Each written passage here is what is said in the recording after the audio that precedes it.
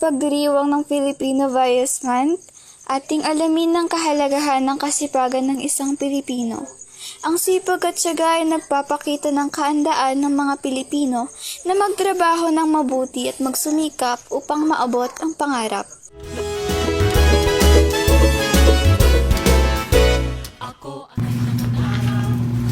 Bili po ng karne. Magkano po? 120.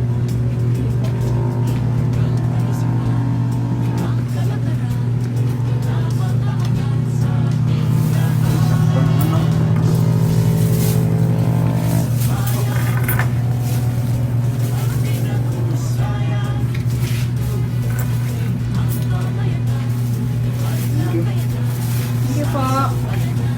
Araw-araw, ako ang nagpupursige upang makapagtrabaho ng maayos at mabigyan ng magandang produkto ang aming mga kliyente.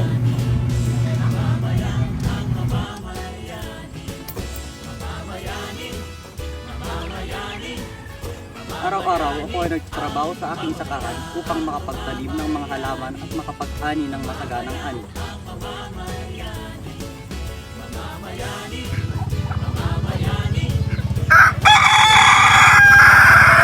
Sa pag-aalaga ko sa mga hayop, na ipapakita ko ang sipag at pagmamalasakit sa kalikasan. Buksan ang buhay na 50.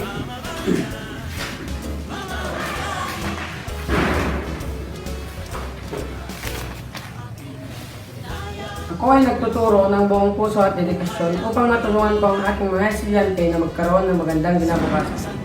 So, paano mo mapapakita ang kasipagan sa pag-aaral? Yes, Precious? Sa bawat pag-aaral ko, pinapakita ko ang aking sipag at determinasyon na maabot ang aking mga pangarap.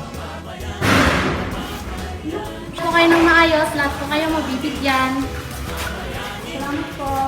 Magandang umaga po. Salamat po, ma'am. Sana po maganda yung araw nyo. Ako ay nagbibigay ng tulong at oras para sa mga nangangailangan upang umunlad ang aming komunidad.